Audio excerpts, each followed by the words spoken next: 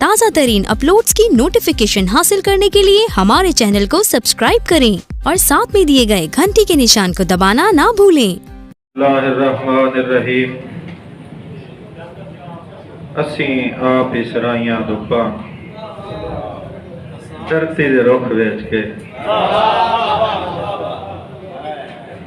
Abdurrahman Sajid नूं वक़्त तो पहले मैं दाद देना कि बहुत ही अच्छा मुशायरा इन्हें कराया है। ते साढ़े जंग दा मान जनाब अख्तर साहब उन्होंने खुश आमदीद।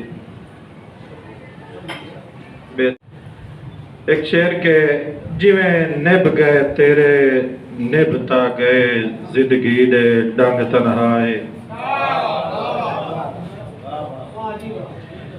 जिवें निभ गए तेरे निभता गए जिंदगी दे डंग तन्हाए, मैं भी कासा चेंदिया नहीं संगिया तू भी कहा, जिवें निभ गए तेरे निभता गए जिंदगी दे डंग तन्हाए, तू भी कासा चेंदिया नू संगिया मैं भी लैसा कासा चाहे। ते मैनू परख तां सही मैं के ताई तगना कर कोई तां हुक्म रवाए, निंद एक भी मख्फी पोटियां दी वत दे लई सजण सदाए, ते जिवें हैया ओने रह पई जिंदगी दी निम वादा सिख पर नाचा।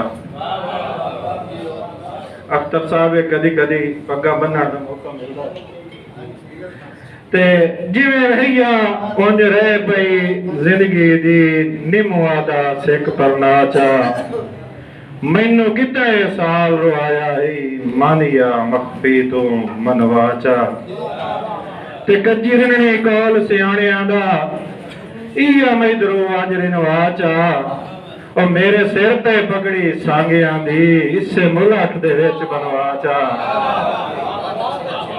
आखिरी शेर के तेरे नाज ते नाज करेंदा हां हर सितम नु नाज बना ले,